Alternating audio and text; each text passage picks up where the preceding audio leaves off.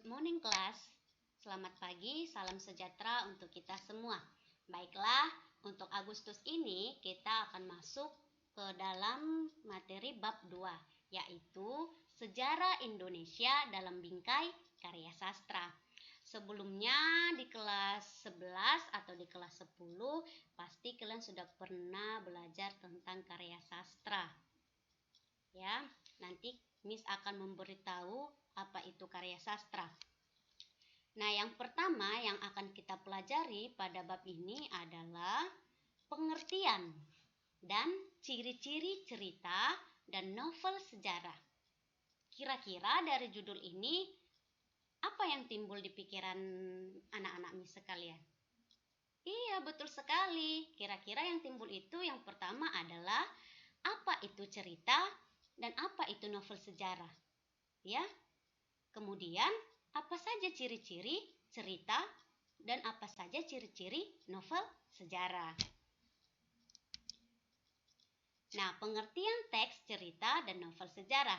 Teks cerita sejarah adalah naskah cerita atau narasi rekaan yang mengandung unsur-unsur sejarah. Nah, rekaan itu apa?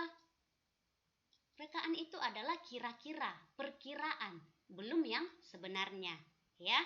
Lalu, cerita sejarah sering dituliskan dalam suatu karya sastra, yakni novel, ya, novel.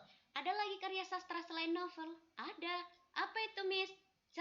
Cerpen.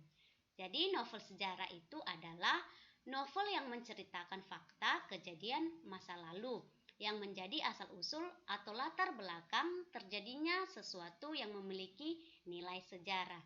Nah, jadi dari pengertian teks cerita ini dan pengertian novel sejarah terdapat perbedaan.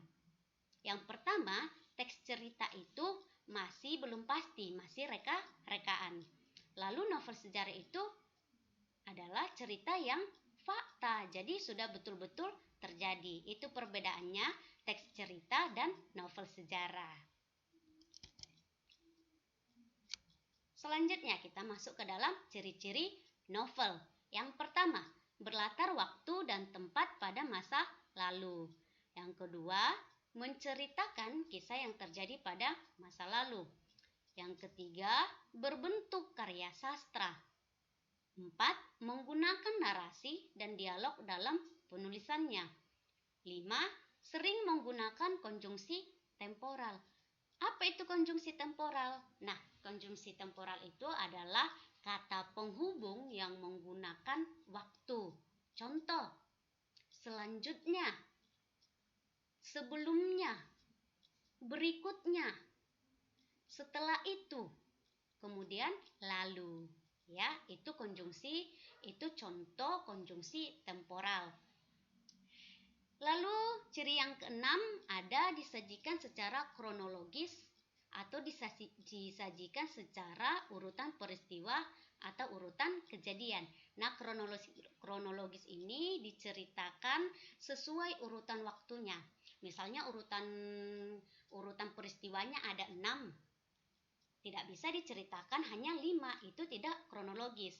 Jadi harus diceritakan dari kronologis urutan yang pertama, 2, 3 sampai 6. Tidak bisa dilangkah-langkahi.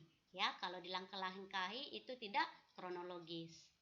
Ya, baiklah, jika ada pertanyaan bisa langsung di WA sama Miss. Miss rasa cukup sampai sekian pelajaran kita kali ini. Dan silakan disalin dan dikirim ke WA Miss. Thank you.